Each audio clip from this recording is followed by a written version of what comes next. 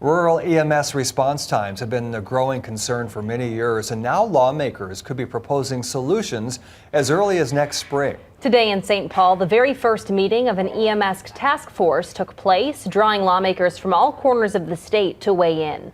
KTTC's Quinn Gorham explains why they're hoping to address the issue soon. We have reports around the state of 90-minute response times. Try to hold your breath for 90 minutes. It's not going to go well. Rural lawmakers have been sounding the alarm on a dire rural EMS situation for years. It's not a problem, it's not a challenge, it's a crisis. Friday, legislators took action. The first meeting of the EMS task force kicked off in the morning and ran for 5 hours as senators and representatives reviewed the unique challenges those in emergency services face. EMS generates revenue by transporting patients from the scene of a medical emergency to a hospital emergency department. This is the only way they generate revenue.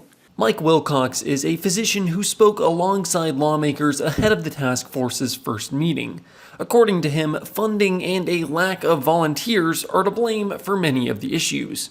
Well, I can tell you those volunteers are no longer stepping up to the plate.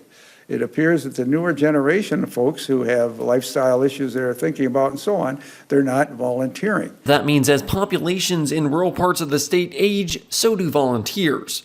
While the task force spent a lot of time identifying issues in Friday's meeting, there will likely be more discussion on the proper solution. If we have a 90-minute response and it seems to be a trend, we need to deal with that as in our prospective houses right away. Any solutions will also have to wrestle with an impending state budget crunch, but that's a roadblock Representative John Hewitt, one of the task force's co-chairs, thinks is movable. And then I don't think anybody behind me is going to be afraid to come back to their colleagues and say, hey, here's a funding mechanism that we're interested in, and we can start the debate on that as a House and Senate. Reporting in St. Paul, I'm Quinn Gorham.